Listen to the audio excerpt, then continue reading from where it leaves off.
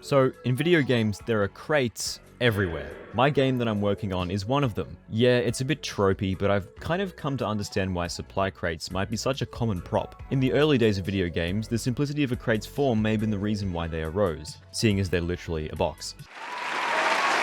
But aside from that, they're square, meaning you can easily stack them to create complex structures. They can come in a variety of shapes, and they can be huge, which also gives them a lot of flexibility in how they're used. And finally, a crate, with some suspension of disbelief, can reasonably appear pretty much anywhere, as overused as they might be in some cases. The thing is, some of the initial testers of my game were confused at why some wooden structures were breakable, but others, like the crates, were not. This was a pretty clear issue with the game's design language, so I decided to make all the crates, and all future wooden things, destructible, which is pretty satisfying.